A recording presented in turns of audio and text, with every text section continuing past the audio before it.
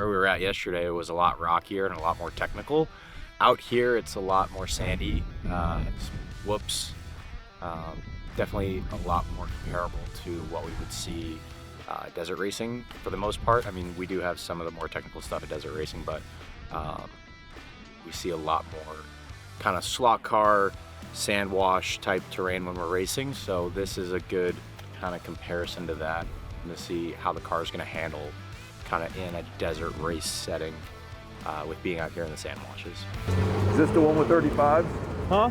Is this the one with 35s? No, this is the stock one. Okay.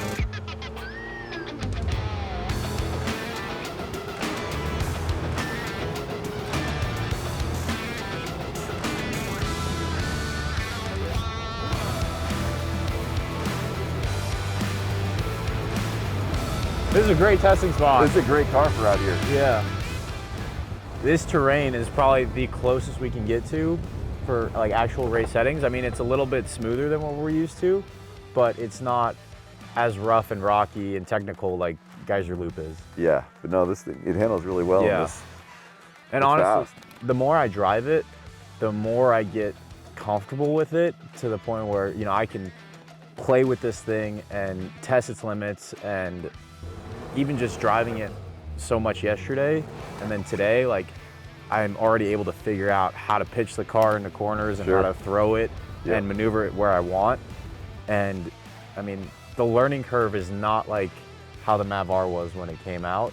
Yeah. Like, there's not much of a learning curve with this car. Yeah, because this thing feels more like a CVT than it does a DCT. It really does. Because of the instant power that it has to the ground, it's definitely a lot more similar to a CVT car. I would agree.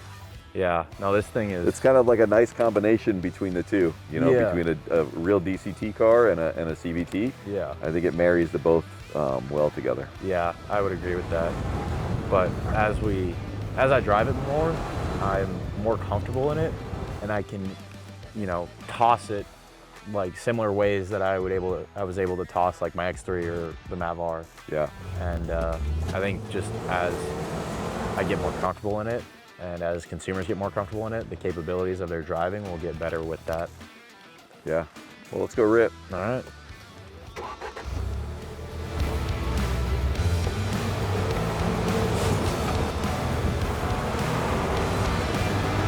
'80 in a sand wash is pretty darn good, man. I can't get my race car to go to 80 in a sand wash. And for a stock car too, like bone stock, no tuning. Yeah. I mean, that's pretty impressive out of the box. This thing's a lot of fun. Yeah. All right, let's rip it back. All right.